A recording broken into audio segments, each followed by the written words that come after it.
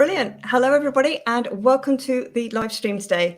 My name is Helen Scott, and I'm a developer advocate here at JetBrains, and I am being joined today by my colleague and fellow developer advocate, Marco Bella, and also a developer advocate over at Google, Brian Dorsey. Welcome, guys. Hello, Helen. And how you doing today? Hello. Fantastic. All right, thank you very much. So today we're going to be talking to you today, and indeed demoing, because talkings can only get us so far, how you can develop locally in your IDE whilst your project is being hosted remotely in Google Cloud Workstations. So we have both Max and Matt in our YouTube channel moderating. So if you do have questions as we go along, please drop them in there. We will get to them. We are taking note of them, and we will try and get you as many answers as we can. So if you have questions, pop them in the YouTube chat. And yeah, let's get started with a little bit of background. So remote development using Google Cloud Workstations. The first question that many of you might have is, all right, cool, Helen, but what is it? And what it is, this is a very compact version because I didn't want to create really wordy slides for you, but it is a way to have customizable, repeatable development environments with Google Cloud Workstations. And a lot of those words we can go into them, and we will go into them in a lot more detail, but in a nutshell, that's what we're talking about.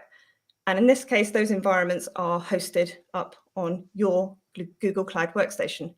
So it means that you can work within your favorite IDE, your code is hosted elsewhere, and again, you're going to see that in action shortly. So top level, that's the what. Your next question, I hope, is the why. Why does it matter? Well, it matters quite a lot, as it turns out, because this offering it to create these reproducible development environments in the cloud, you can just spin them up as and when you need to. And I personally think reproducible environments have been present in our industry for a while now, but there's kind of been a slant towards test and production and less so for development. I don't know about you guys, but I can certainly remember some onboarding experiences where, I've said, okay, let's get set up, and then it's taken a lot longer than perhaps it should. Anybody else had that experience? Yeah, Absolutely. I've had issues in the past. I mean, first of all, getting a laptop, for example, and then you have the laptop finally after a couple of days, and have to spend even more days setting up your environment. Right. And it can literally, I mean, you're hoping for just hours, minutes would be great. It can potentially take days, which is not good. Yeah.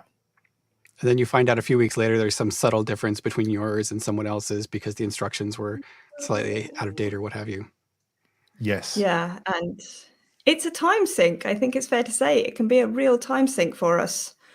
So it's wonderful to see solutions coming to the market that really are going to address that pain point. Another cool thing is IP security. So I've said it a few times, but this solution allows you to keep your IP on your Google Cloud under your control. The code is not downloaded locally. We're going to see that when Marco goes into the demo.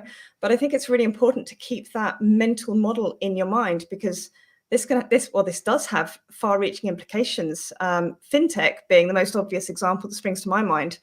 But again, industries where we see applications of this. I don't know, Brian, Marco, if you've got any thoughts on that. I mean, you hit fintech. Yeah, as you just mentioned, fintech. I mean, I worked at a fintech place at a bank, and you have many regulations. You have many. I think I mentioned that to you once. You have to do 20,000 sign-offs to do whatever whenever you want something, and a part of that is also, obviously keeping the code secure, having very secure deployments, not being able to, having people randomly access your source code, your deployments, and whatever. So yeah. Absolutely. And one more aspect of this that I think applies to pretty much everyone is kind of the supply chain security that folks are talking about lately. And, it's tricky to make sure that there's a lot of stuff that it's back to configuration again. A lot of things have to be set up the same way or, go through the same build process or whatever.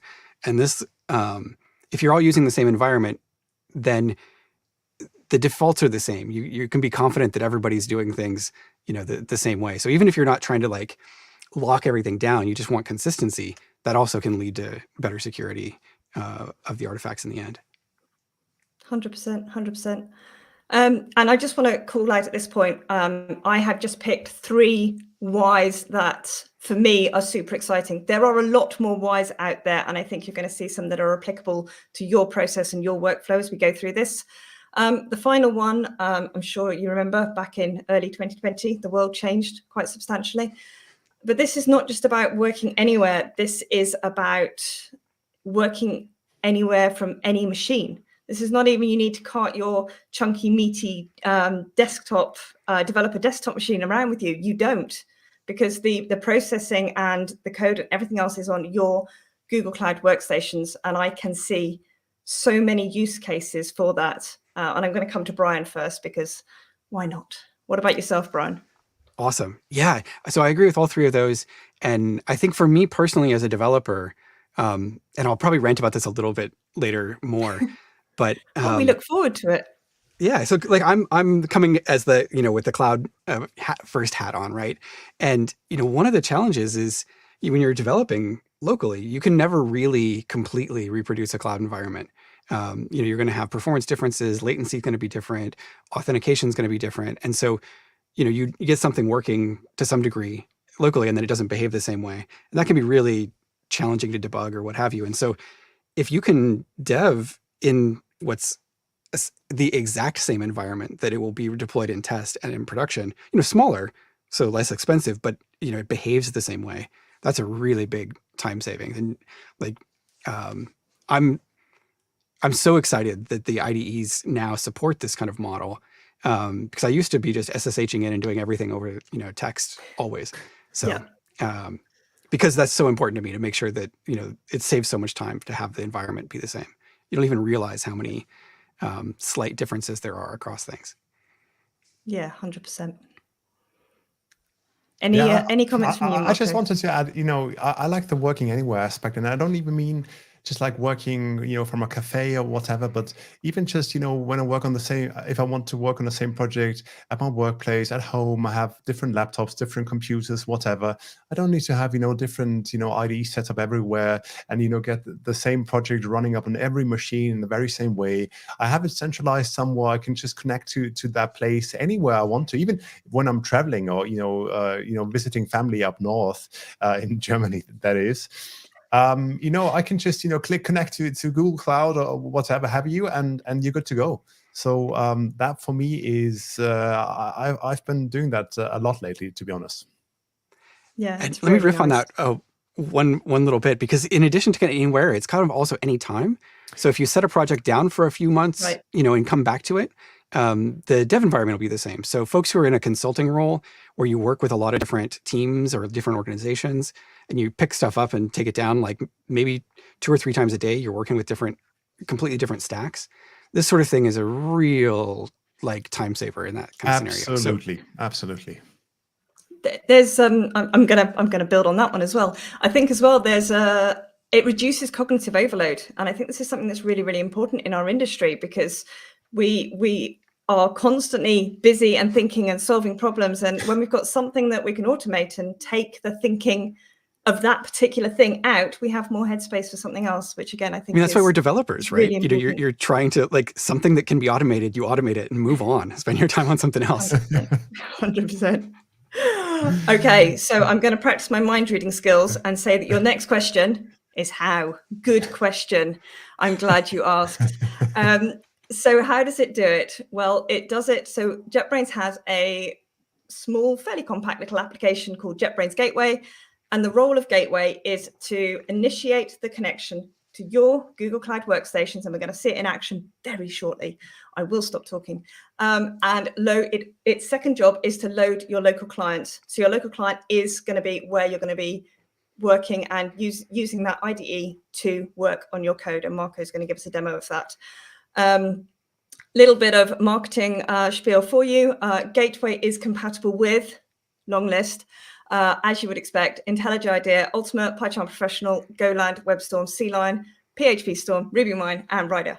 So we are showing IntelliJ IDEA today. I had to write them all down. But you can, of course, take your learnings today and apply it to your preferred IDE.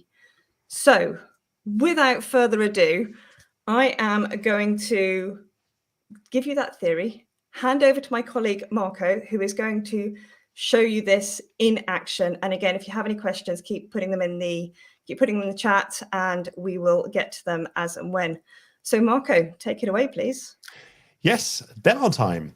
Right, folks. So what I have JetBrains Gateway already opened up.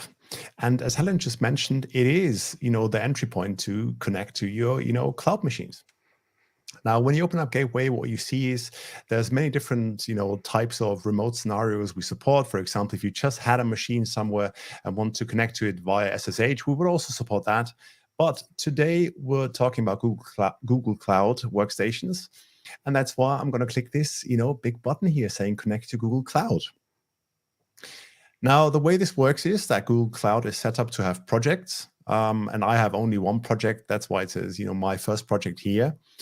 And then I have, my remote machine, my so-called workstation. And I only have one workstation, which is, I suppose, it lives in Frankfurt, which is around the corner of Munich, where I live in Germany. And I also have that workstation here pre-selected. This is something that you need to do beforehand. So before you open up Gateway, you need to set up your projects. You need to also set up your workstations. And that's why you have this link here where it says to create or manage an existing workstation, please visit the Google Cloud Console and, create your project, create your workstations. And I could now click next, or we could also maybe have a tiny quick look at what the Google Cloud Console looks like and how you would actually go about, setting up your workstation, what's involved, what kind of options you have there. And maybe, Brian, you want to, spend a minute or so talking about that? Yeah, absolutely. I might take a bit more than a minute, but yes, let's kind of dig down and then come back up so you know what you would be connecting to here. So if we come over to my stuff here, so Cloud Workstations, the kind of high level, it's on-demand, consistent cloud development environments with a focus on security and faster development. Okay, but what is it? And it's a cloud service which administrators use to set up kind of a configuration, and we use the word configuration, but think of it as like a template. And that specifies the virtual machine kind of shape. So how big it is, what kind of processor architecture, how much disk space, that sort of thing. And a container image. So like a Docker image or, kind of any of these container format things. And we use that. So when the developer connects, we start up a VM or use one of them that's already kind of warm and ready to go, and then start this container image and then map a home directory and log you in. And so those two things, that's how we get this behavior we described earlier. So you have this, you have the benefit of containers where every time you start it up, it sees the same file system. So it's always starting from a known state. And you have the long-term long-term changes live on in the home directory part of things. So you get kind of this best of both worlds, so it feels like your own computer. You've got your home directory, but you also get the same file system that all the rest of your colleagues are using outside of your home directory. Every time you start a machine, it's the most up-to-date one. And you connect to these machines over SSH or proxied TCP or HTTPS connections. And so I think so that's like kind of what it is. Another way to kind of think about it is we've been super excited about containers as this way of having consistent environments for our production and test code. And this is bringing that same behavior to our development environments.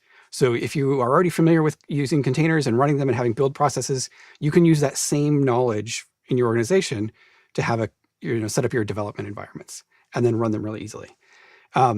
If you're already a Google Cloud user, you may have used Cloud Shell. This is kind of a customizable advanced version of that technology. But if that's new, you can kind of ignore that. Okay, cool. So I'll try to channel questions as well here. So what? And so we talked about consistent, environments, this kind of trying to solve it worked on my machine. I don't know why it doesn't, kind of thing, but also for our dev environments. Use your container management skills you've got. This means you can customize the image and iterate on it, and deliver it, through a build process like you do with the rest of your things. And that's where things get real, like I was talking about in terms of, setting up a consistent security or kind of, build steps or things like that you might want to do. It also lets you install local things that you might want available for all of your developers. If you're a Kubernetes shop, you might, have Minikube up and running on each of the development machines or something like that. It's also running on a regular VM in your cloud project. So if you have shared resources, like you have kind of bug tracking stuff or shared database for developers, or you need a certain set of infrastructure so that you can even run your app that you're developing on, you can have all those running in cloud just like you would in an integration or a production environment and connect to all those. So that's true. It's just on a VM, this extra stuff. And I want to dig just a little bit more on that thing I mentioned about, having a consistent environment for your code when it's in development and in production. And I just cannot oversell this, I think, because this is the thing that for me as a developer makes it worth kind of looking at this and spending, a little bit of time setting it up, because the JetBrains IDEs can run in this split mode where the local experience is just like it's running local. You have the regular editing environment, you've got all your tools, you've got debugging, you've got refactoring and all of the goodness of a full IDE, but the actual code and execution is happening on the remote machine, which means database connections, authentication, all that stuff just works the same way it would otherwise, and you don't have to spend half a day configuring or troubleshooting a local environment on your machine. And I think that's just really powerful. So what does it actually look like? So this is the kind of a zoomed in version of the Google Cloud Web Console. And if you just kind of jump into a project, so our cloud environments are in kind of a project umbrella, which is a security boundary. And I'm in one that I call JetBrains Workstations. And if you're new to Google Cloud, this button here is super important. That's where all the selector is for finding all of the things. And so we'll jump down to Cloud Workstations and get to kind of what the pieces are. So there's three words that I think you kind of need to get bootstrapped: clusters, configurations, and workstations.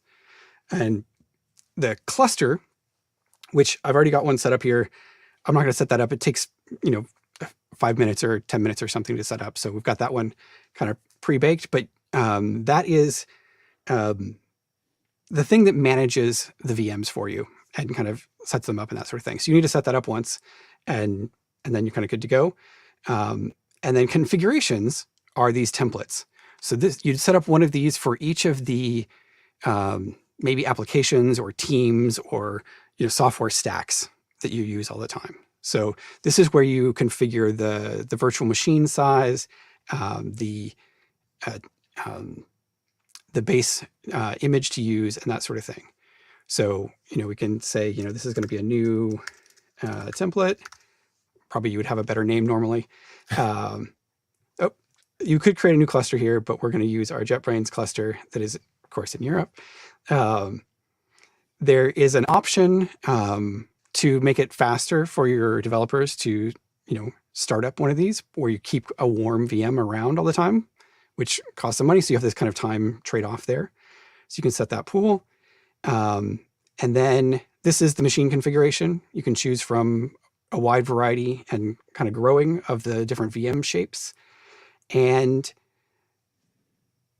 I kind of glossed over it, but this is a virtual machine running, so that has a cost. And when you can set it up so it automatically turns them off when they're not in use. So only while you're actually using it do you end up paying for it, which is one of the core promises of cloud, right? And then this is where you choose your JetBrains goodness. We provide a set of images, including ones that have all the JetBrains stuff configured on them already. You can build new images that derive from these, or you can go from scratch if you would like. pick your other stuff, go ahead and hit create there. That'll start going. And then you come over here, and I've already got one running in my configured ahead of time. I can start that one, and then we will end up jumping. This gets us back to where Marco was connecting to. So this, that start that I just did can happen automatically from the JetBrains Gateway. And then when you go to launch it, you do that from the gateway. So let's go back to Marco. Right, let's do it. Thank you, Brian. Yes. So just imagine everything you just saw Brian do, I did. I had a project, I created a cluster, created a workstation, and we're back in Gateway. And the only thing I'm going to do now is I'm going to click Next. There's one last screen before my IDE opens up, and just to reconfirm, my workstation has IntelliJ IDEA 2022 installed. Hence, I get that here as an option. If I had whatever rider selected or PyCharm, I would get these as an option here. And then the last thing we need to do is we need to open up a project. The project is on the remote host, meaning when I click this file browser button here on the right, what I can actually do is I browse the remote machine. I don't browse my own machine, the remote one. And as Brian mentioned, I have a home directory, home user, and then there's a Spring Pet Clinic, a Java project, which I already checked out onto this machine. In case you're wondering how that project got there, what you actually can do is you can open up an SSH terminal here with that link. And then you can do whatever you want to do, like do a git clone, HTTPS, Spring Pet Clinic, the project URL, and do whatever you want to do on that machine before you connect to it the very first time with Gateway. But since I have Spring Pet Clinic already installed, that's the only thing I need to do. So for me now, the last thing to do is, click connect, which I just did.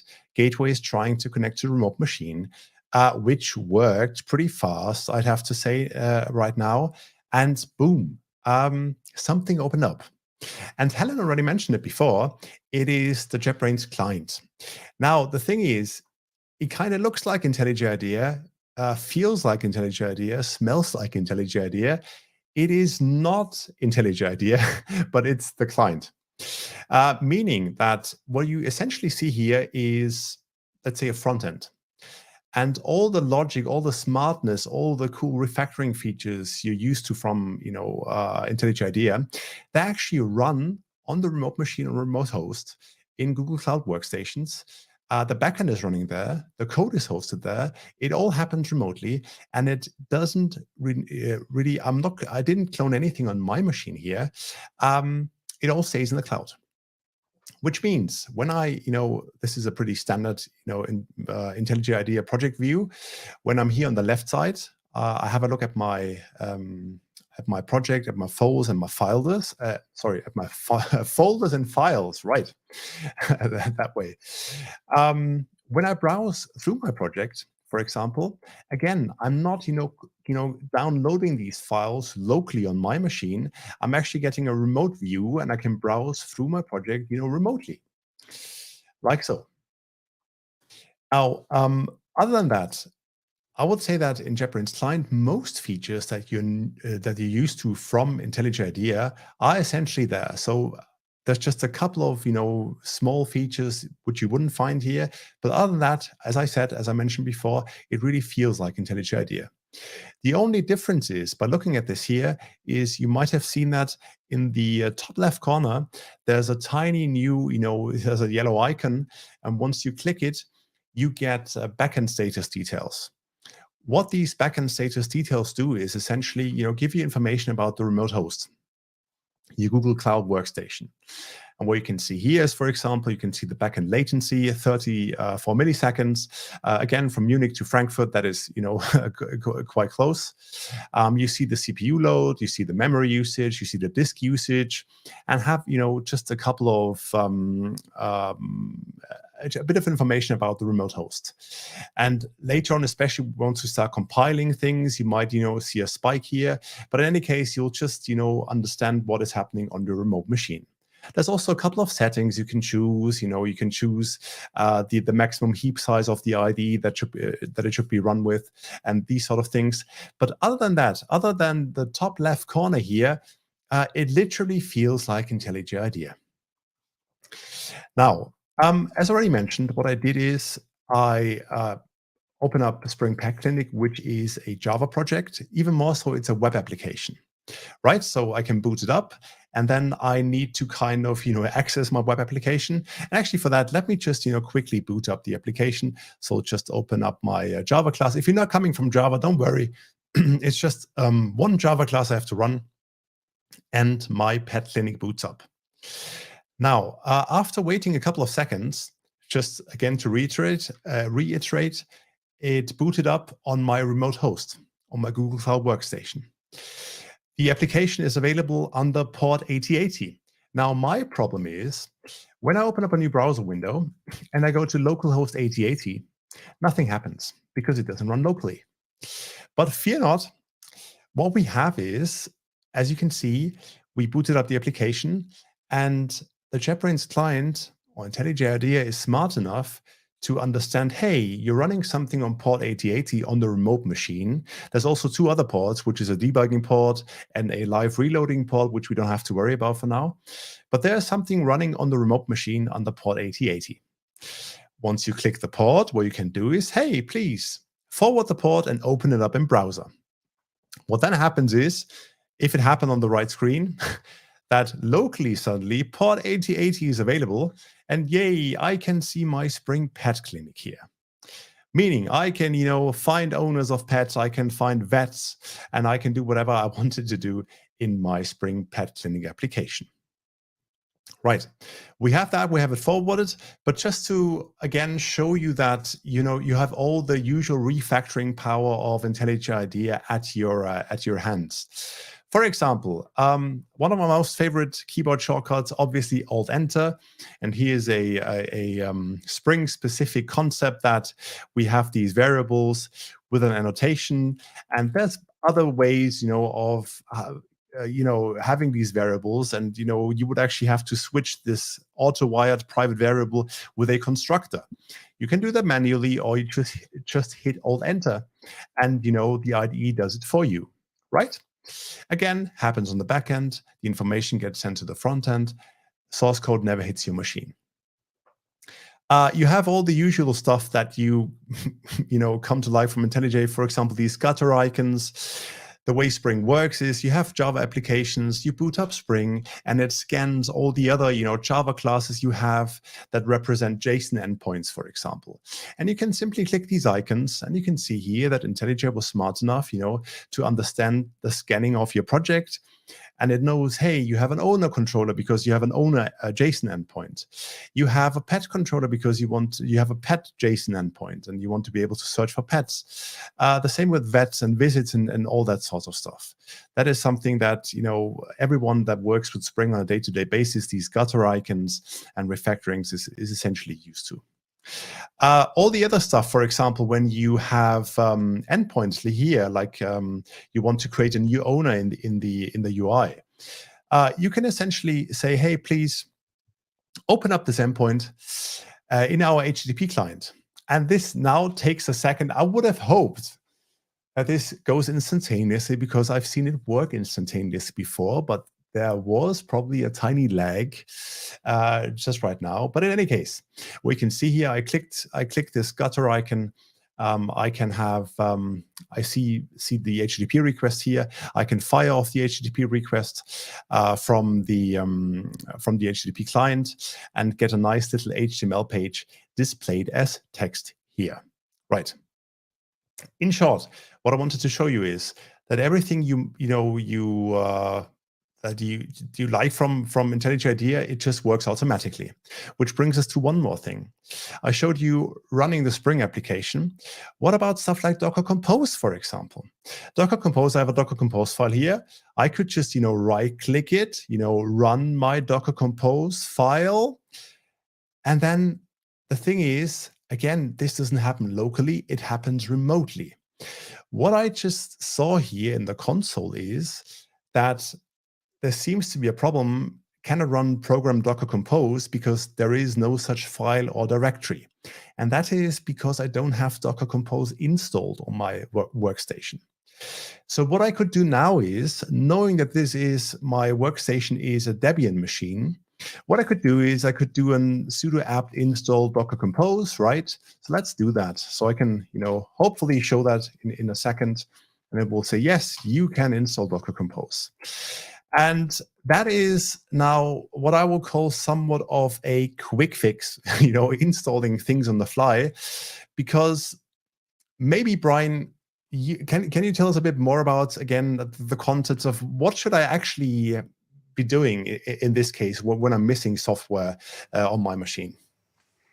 Yeah, definitely. And I think this is a case on that split of, you've got a home directory kind of locally that persists where your code is and iterate on that. And then you've got what's installed on the machine, which is in the container. So you have kind of two options. One is you could kind of do it every time you log in with some script or something like that. And that's a little hacky, but the kind of core going with the grain of the tool, if you will, is to iterate and update your base container so that the Docker Compose is installed for all of your developers and it's just there and ready to go and configured the same way and that sort of thing. So you kind of maybe add that to the Docker file, crank on that, make a new version of the image, and the next time you log in, it'll be there for you, but also for everyone else who is using the same environment. Yes, no more quick fixes like I'm doing them here. Yeah, please, create a new template and work with that. All right, so we have Docker Compose installed. There's just one thing. One thing I want to do. Oh, look at that! There seems to be a tiny. Let me just see that. Right, that was a tiny UI glitch. But in any case, what you can see here is. And now my Docker Compose file, for example, boots up a MySQL database. And then you can see down here that the MySQL database is ready for connections. I can start connecting to it. Again, the MySQL database lives on the remote host on my Google Cloud workstation. Right, now, what I maybe, to keep things on the short end, one last thing, how can you influence your JetBrains client the same way you would influence your IntelliJ IDEA installation? You would open up the settings. Now, when opening up the settings for the client, there is a slight difference to your usual IntelliJ IDEA, meaning that you always have settings that maybe only affect the host or remote machine, and you can see them marked here with the on host tag. Or settings, which are available on the host or, locally here on my machine. And obviously, when you have plugins, for example, all these refactoring plugins, like, for example, the Gradle support, Maven support, whatever, you would install them on the host. And all, these, the refactoring smartness bubbles through to your local installation. Right? So you wouldn't locally, because your source code, again, never hits your local machine. It wouldn't make sense to install, the Gradle plugin locally. But if you had a plugin which makes sense, to have locally, for example, some color scheme or some translation plugin or whatever have you, then you would install that locally, right? And again, you can just go through the settings, just whenever you try it out, so that you're aware of it. That most settings that have to do with the code itself, like the version control settings, the build execution deployment settings, which you can see here, they always run on the host because the IDE backend runs on the host machine. And then you have other settings, appearance, menus, and toolbars, and whatever have you, that only influence your local JetBrains client. And then you would choose these settings. But other than that, what I hope I could show you somewhat is that essentially, apart from setting up your Google Cloud Workstation, once you have your project cloned on your machine, you just connect to it, and you wouldn't almost even notice that you're working with a remote machine. And that is what I think is super, super cool. And now I can go to any other of my machines, laptops, whatever, desktops, connect to the same, keep this workstation running, connect to it later on, just continue right where I left off. I don't even have to. I know I can keep the machine running, and I would see the same tabs open, the same source code open. I could, as Brian mentioned, even after a month, come back again, and just pick up right where I left off. And hey, Marco, yes. quick question. Yeah. Some conversation in chat a little bit.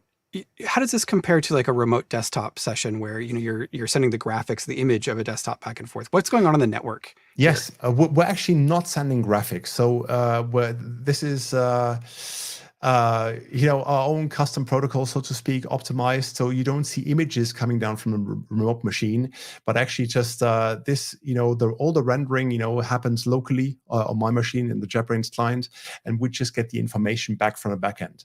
Makes it a lot smoother, makes it faster than exchanging graphics like in a real remote scenario, so to speak. Nice. Yes. All righty then. I can only say, give it a try. You saw how simple it is, and that was my little demo. Thanks, Marco. That was fantastic. And there were lots and lots of questions in the chat, some of which I know we've been able to answer, some of which it may be worth going over again. So please bear with me here. So we had a question on the pricing model for Google Cloud Workstations. I did share the link in the chat. Brian, do you have anything that you want to add in addition to that? So I'll defer to the link for the specific, dollar amounts, and actually you can use that in your local currency as well. We can transfer them, but at a high level, there is a per cluster fee for while that's running, and then while a workstation is running, it's a virtual machine. So there's a kind of in-use kind of fee for that. So those are the two things to think about modeling as you're doing this. I'll leave it there, but the specific prices are on that page in the link in the chat. Brilliant, thank you. Right, we have also had questions on, in fact, you've literally just covered this off, remote desktop. There's been quite a few questions on that. So Marco, thank you for talking about that just a moment ago.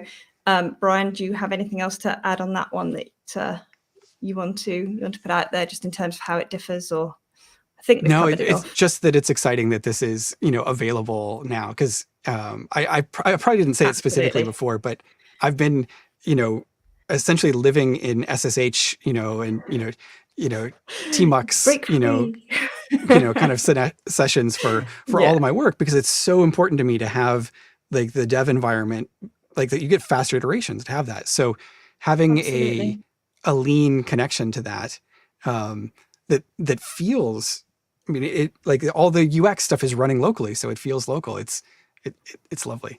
It's really nice. Yeah, brilliant. Another question again was answered in chat, but it's important, so I will say it again. The question was, is connecting to Gateway Cloud via Gateway an upcoming feature? I don't see it in PyCharm Professional. It is built into the platform, but it does require an additional plugin to connect to the different providers, such as Google or GitHub. So if you're not seeing it, check out the plugins. We had questions, which Brian, I think you've already answered, on the relationship between workstations and the IntelliJ IDEA instance. Let's just be explicit about that real quick. It is one-to-one. So while, when you connect via Gateway, you get one VM that is all yours. And then when you disconnect and it times out or you shut it down manually, it turns off. And every time you reconnect, you get whatever the latest Docker image is and the same home directory. And that's only running while you're, essentially the goal is it's only running while you're using it.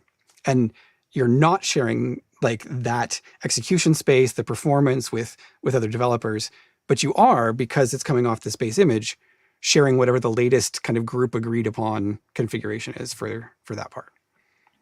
Fantastic, thank you.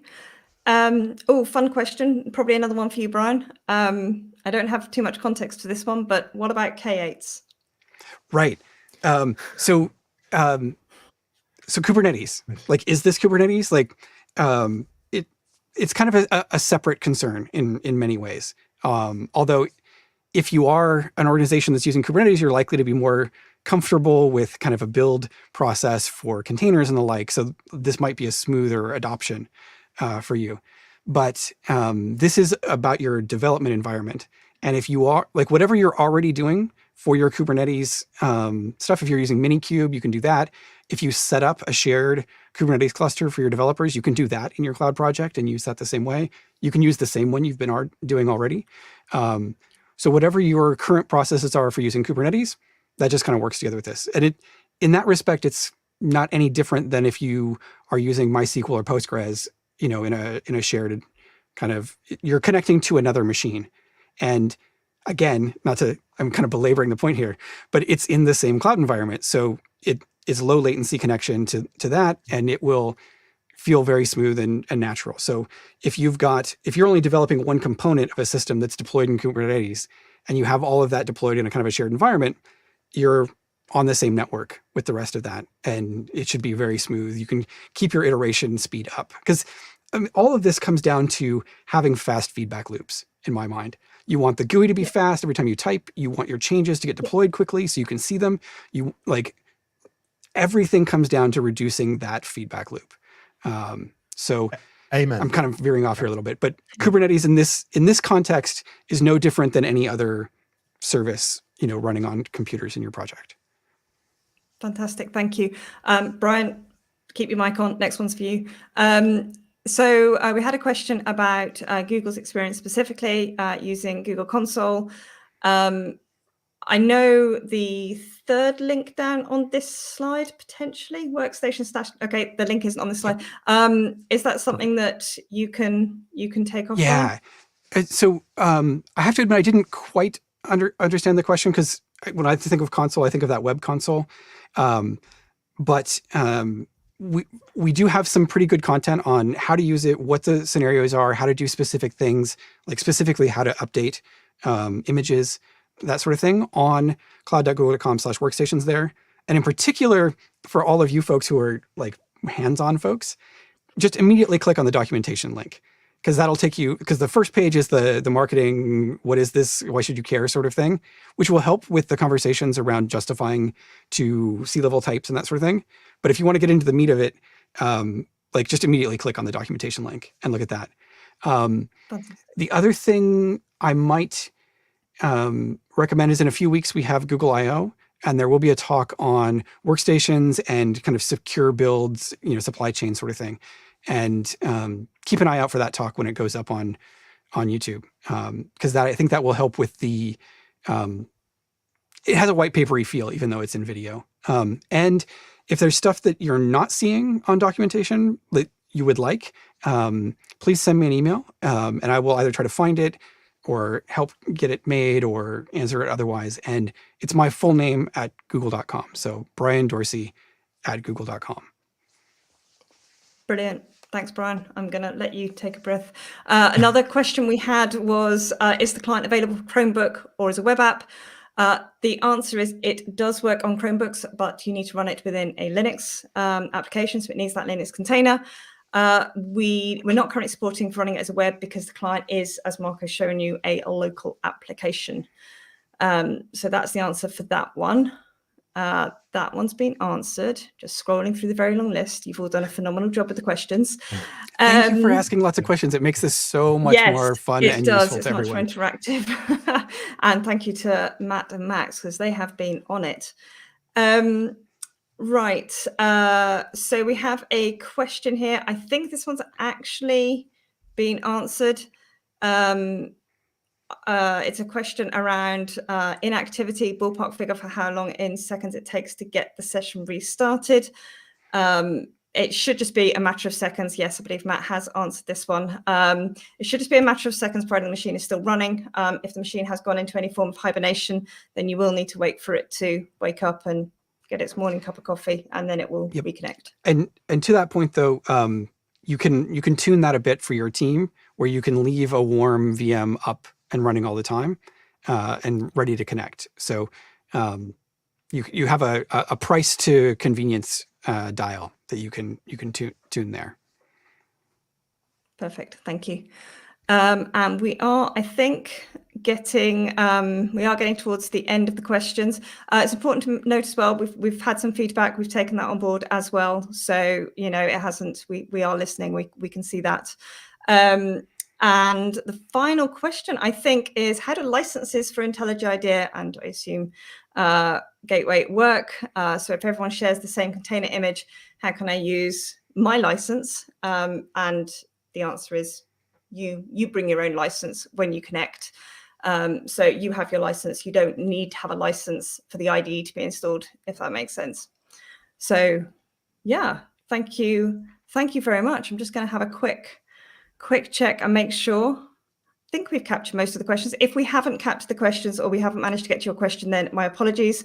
We will come back, take a look at the comments. I know, Brian, you're going to take one of the questions offline as well, which is really very helpful. So I do believe we have come to the end of the live stream today. Marco, thank you so much. Great demo. It just works. I love that. I think that's really helpful, and it's nice just to see it in action and see that it looks and behaves exactly as you would expect in your favorite IDE. Brian, thank you so much for joining us. Thank you for sharing your experience and your knowledge and the background and what is it. That was really useful. And thank you to everybody who tuned in today. And thank you for all your wonderful questions. So with that, take care. Bye-bye. Thank you. Bye-bye.